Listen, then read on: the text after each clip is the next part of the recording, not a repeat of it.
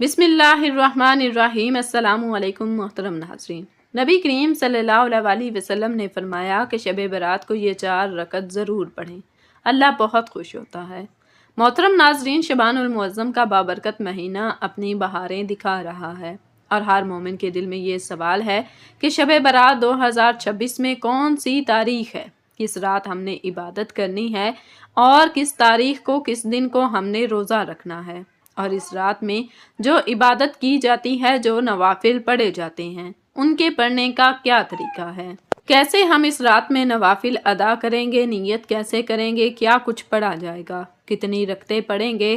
جو 4 رکعت نفل نماز میں آپ لوگوں کو بتانے جا رہی ہوں، جس کی تلقین خود نبی کریم صلی اللہ علیہ وسلم نے فرمائی ہے، یہ آپ کی چھوٹنی نہیں چاہیے۔ وہ کون سی ہیں؟ وہ 4 رکعت کب پڑھنی ہے اور کس وقت ہمیں ادا کرنی ہے، ان کے پڑھنے کا کیا طریقہ اور اس کی کیا فضیلت ہے، یہ جان کر آپ حیران ہو جائیں گے۔ اسی طرح جو اگلے دن روزہ رکھا جائے گا، وہ روزہ ہم نے کیسے رکھنا ہے، اس کی نیت کیسے کریں گے۔ نبی کریم صلی اللہ علیہ وسلم اس مہینے میں کون سا عمل کثرت کے ساتھ کیا کرتے تھے، کیونکہ یہ شعبان کا مہینہ شروع ہو چکا ہے اور اگلا مہینہ رمضان کا ہے، اور رمضان جو کہ بہت ہی زیادہ برکتوں والا مہینہ ہے۔ اللہ ہم سب کو رمضان تک لے جائے۔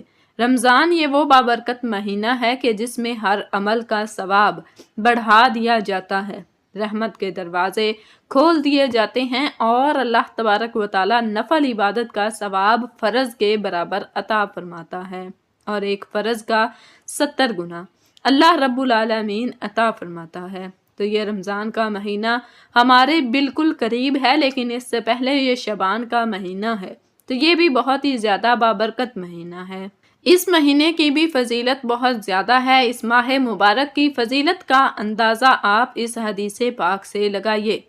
حضرت عائشہ صدیقہ رضی اللہ تعالیٰ عنہا ارشاد فرماتی ہیں کہ رسول اللہ صلی اللہ علیہ وسلم کو میں نے رمضان کے علاوہ کسی پورے مہینے کے روزے رکھتے نہیں دیکھا، اور میں نے آپ صلی اللہ علیہ وسلم کو شعبان کے مہینے میں سب سے زیادہ روزے رکھتے دیکھا۔ اب آقا کریم علیہ السلام شعبان میں سب سے زیادہ کثرت کے ساتھ روزے رکھتے تھے۔ اسی طرح حضرت اسامہ بن زید سے روایت ہے، آپ فرماتے ہیں کہ آقا کریم علیہ السلام نے ارشاد فرمایا کہ یہ ایسا مہینہ ہے جس سے لوگ غافل ہیں، یعنی یہ شعبان کا مہینہ ایسا مہینہ ہے کہ جس سے لوگ غافل ہو جاتے ہیں۔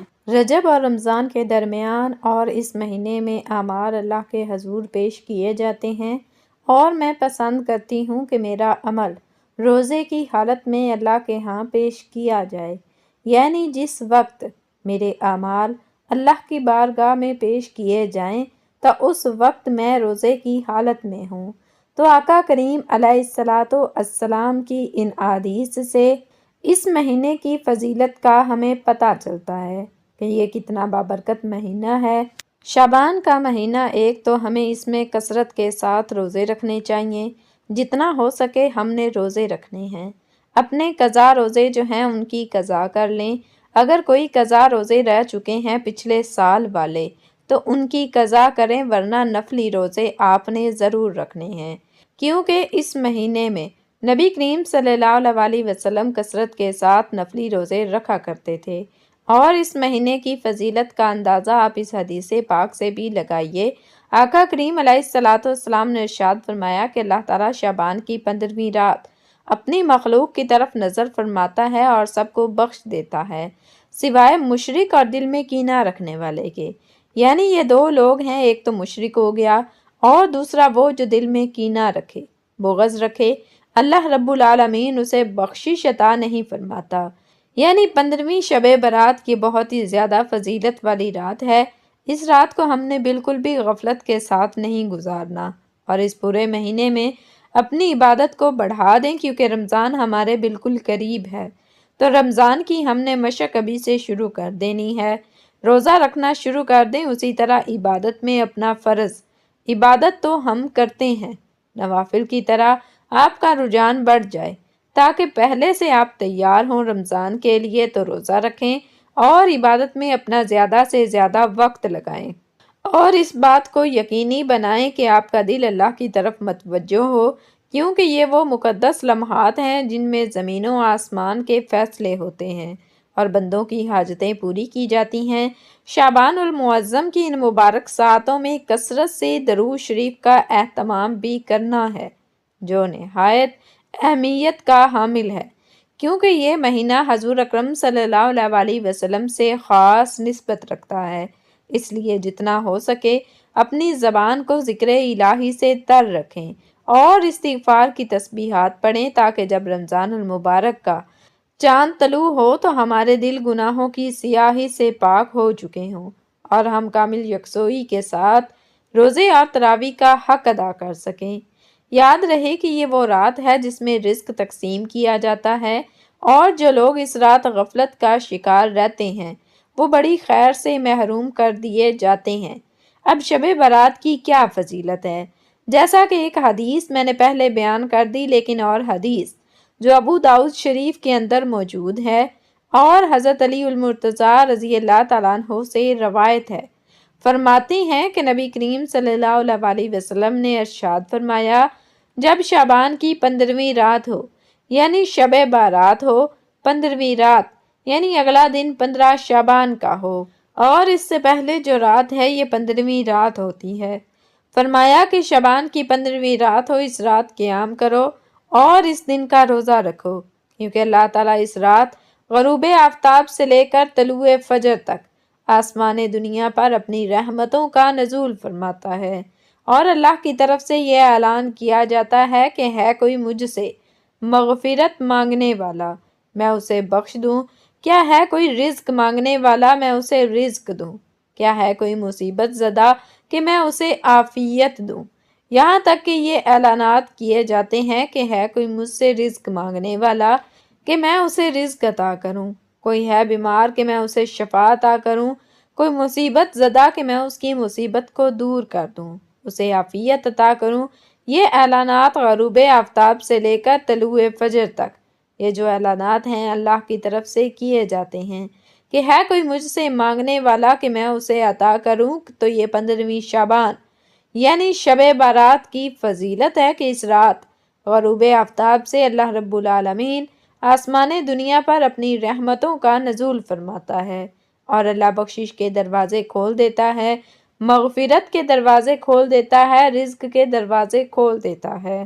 تو یہ رات ہم نے بالکل مس نہیں کرنی۔ اچھا، اس رات میں عبادت کیسے کرنی ہے یہ بھی میں آپ لوگوں کو بتاتی ہوں کہ یہ رات کب اور یہ رات کس تاریخ کو پڑتی ہے، کون سا دن ہوگا، کس رات کس دن کو ہم نے جو ہے وہ روزہ رکھنا ہے اور کس رات ہم نے عبادت کرنی ہے۔ دیکھیں، 15ویں شعبان یعنی شب برات کی جو رات ہے، اس رات میں ہم نے عبادت کی کثرت کرنی ہے، قیام کرنا ہے، جیسا کہ حدیث میں آیا ہے کہ قیام کرو، اور قیام یعنی آپ نوافل کی کثرت کریں۔ اگر آپ کی نمازیں قضا ہیں تو اپنی قضا نمازیں ادا کرتے رہیں، مقصد اس رات میں قیام کرنا ہے، نوافل پڑھنے ہیں، بالکل آپ پڑھیں، جتنی مرضی رکعتیں پڑھیں، آپ پڑھنا چاہتے ہیں پڑھ سکتے ہیں، پوری رات آپ قیام کریں یا پھر کچھ دیر آپ تلاوت کریں، لیکن جو خاص 4 رکعت نماز میں آپ لوگوں کو بتانے جا رہی ہوں یہ آپ کی مس نہیں ہونی چاہیے۔ وہ کون سی ہیں، وہ 4 رکعت کب پڑھنی ہے اور کس وقت ہم نے ادا کرنی ہے، ان کے پڑھنے کا کیا طریقہ ہے اور اس کی فضیلت کیا ہے، یہ جان کر آپ حیران ہو جائیں گے۔ یہ وہ نماز ہے جس کی تلقین خود نبی کریم صلی اللہ علیہ وسلم نے اپنے پیارے چچا حضرت عباس رضی اللہ تعالیٰ عنہ کو فرمائی تھی، اور آقا کریم علیہ السلام کا فرمان ہے کہ اس نماز سے زندگی کے اگلے پچھلے صغیرہ و کبیرہ پرانے نئے تمام گناہ معاف ہو جاتے ہیں۔ اللہ کو یہ نماز بہت ہی زیادہ محبوب ہے۔ آقا کریم علیہ السلام نے اپنے چچا سے ارشاد فرمایا تھا کہ اے چچا جان، اگر ہو سکے تو یہ نماز روزانہ پڑھیں، ورنہ ہفتے میں ایک بار یا مہینے میں ایک بار یا سال میں ایک بار یا زندگی میں ایک بار ضرور پڑھیں۔ تو یہ رات ہم نے اس خاص عبادت کے ساتھ گزارنی ہے، 15ویں یعنی شب برات کی رات، اور اس رات میں اس عظیم نماز کا اہتمام کریں، قرآن مجید کی تلاوت کریں اور توبہ استغفار کا اہتمام کریں، اور یہ 4 رکعت آپ نے ضرور پڑھنی ہے۔ وہ کیسے پڑھنی ہے؟ دیکھیں، سب سے پہلے ہم نے نیت کرنی ہے، نیت اصل دل کا پختہ ارادہ ہے۔ آپ نے دل ہی دل میں ارادہ کر لینا ہے کہ 4 رکعت نفل نماز اس طریقے پر پڑھ رہا ہوں یا پڑھ رہی ہوں کہ نبی کریم صلی اللہ علیہ وسلم نے تلقین فرمائی ہے۔ یہ آپ کی نیت ہوگی۔ اس کے بعد پڑھنے کا کیا طریقہ ہے؟ سب سے پہلے تکبیر تحریمہ کہہ کر آپ ثنا پڑھیں گے۔ ثنا کمپلیٹ کرنے کے بعد آپ نے تیسرا کلمہ یعنی سبحان اللہ والحمد للہ ولا الہ الا اللہ واللہ اکبر 15 مرتبہ پڑھنا ہے۔ اس کے بعد اعوذ باللہ اور بسم اللہ پڑھ کر سورۃ فاتحہ اور کوئی سورت پڑھیں۔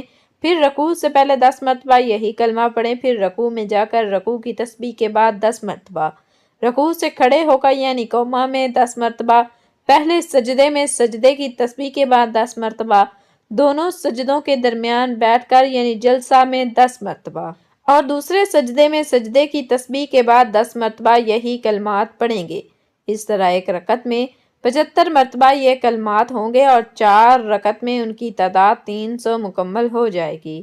دوسری رکعت میں پھر اسی طرح ثنا کے بعد 15 مرتبہ کلمات، پھر قرات اور بقیہ تمام ارکان میں 10 مرتبہ یہ کلمات دہرائیں گے، پھر بیٹھیں گے۔ تشہد اور دعا پڑھ کر دائیں بائیں سلام پھیر دیں گے۔ تو اس طریقے سے ہم نے یہ 4 رکعت ادا کرنی ہے اور یہ پڑھنی کب ہے؟ عشاء کے بعد سے لے کر طلوع فجر تک، یعنی فجر کا وقت شروع ہونے سے پہلے تک آپ رات کے کسی بھی حصے میں پڑھ سکتے ہیں، لیکن افضل وقت رات کا آخری حصہ ہے، یعنی جو صبح سحری کا وقت ہوتا ہے، اس میں یہ نماز ادا کرنا سب سے افضل ہے۔ ناظرین، یہ مغفرت کی عظیم گھڑی ہے، یہ ہماری مس نہیں ہونی چاہیے۔ اس رات میں اور اس کے بعد جو اللہ سے مانگو اللہ عطا فرماتا ہے۔ تو یہ مانگنے کی رات ہے۔ اللہ سے اپنے گناہوں کی بخشش مانگیں، مغفرت طلب کریں، اپنے لیے رزق مانگیں، اپنے لیے عافیت طلب کریں، اپنے لیے، اپنے گھر والوں کے لیے۔ تو یہ دعاؤں کا اہتمام بھی آپ نے ساتھ ساتھ کرنا ہے۔ اچھا، اب شب بارات ہے کب، یہ بھی میں آپ لوگوں کو بتاتی چلوں کہ تاریخ کون سی ہے اور کون سا دن ہے، کون سا دن گزرنے کے بعد شب بارات کی رات آئے گی۔ دیکھیں، شب بارات 2026 میں اس سال 3 فروری ٹیوزڈے یعنی منگل کا دن ہوگا۔ 3 فروری منگل کا دن جیسے ہی مکمل ہوگا، سورج غروب ہوگا، مغرب کے بعد سے لے کر طلوع فجر تک، فجر کی نماز کا وقت شروع ہونے سے پہلے تک یہ ساری رات جو ہے یہ شب بارات کی رات ہے۔ 3 فروری کا دن جیسے ہی مکمل ہوگا، آگے جو رات شروع ہو رہی ہے یہ شب بارات کی رات ہے، یعنی یہ 15ویں شعبان ہے، شعبان کی 15ویں رات ہے۔ اچھا، عبادت ہم نے کرنی ہے 3 تاریخ، دن گزرنے کے بعد جو رات شروع ہوگی اس رات ہم نے عبادت کرنی ہے۔ اور اگلا جو دن ہے بدھ کا جو دن ہے یہ 15 شعبان کا دن ہے۔ اس دن ہم نے روزہ رکھنا ہے۔ اور روزہ کیسے رکھیں گے؟ نیت دل کا پختہ ارادہ ہے، نفل روزہ ہے تو آپ نے نفل روزے کی ہی نیت کرنی ہے اور دل ہی میں ارادہ کر لینا ہے کہ میں روزہ رکھ رہا ہوں یا رکھ رہی ہوں، بس اتنا کافی ہے۔ زبان سے الفاظ ادا کر کے نیت کرنا یہ کوئی ضروری نہیں ہے۔ تو آپ نے نفل روزہ رکھ لینا ہے اور رات میں قیام کرنا ہے۔